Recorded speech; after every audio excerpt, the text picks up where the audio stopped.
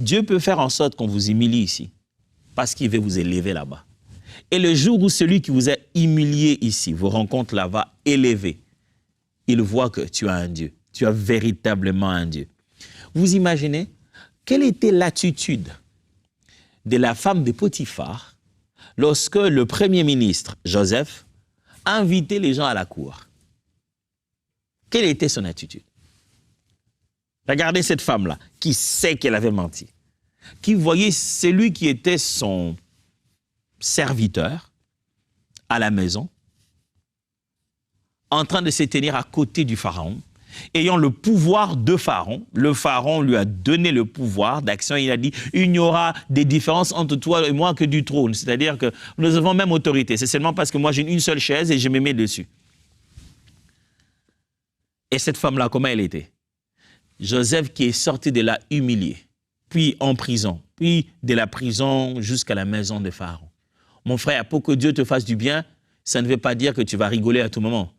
Des fois, ça peut passer par un chemin que tu as l'impression qu'il est en train de t'humilier. Il ne t'humilie pas, il prépare ta gloire. Quelquefois, pour bien sauter, ne dit-on pas qu'il faut reculer? Dieu fait ça aussi. Tu as l'impression qu'on t'a mené plus bas. Or, il veut te faire monter plus haut et beaucoup plus haut. Et quand Dieu veut ouvrir une nouvelle opportunité, mes amis, des fois, ça commence par la douleur. Mais c'est lui qui sait rendre grâce à Dieu, qui sait dire merci à Dieu, quelle que soit la circonstance. L'Éternel ouvrira toujours une nouvelle bénédiction devant lui. 1 Thessaloniciens, chapitre 5, verset 18, dit ceci. Dites merci à Dieu pour tout et en toutes circonstances. Et restez reconnaissants quoi qu'il arrive.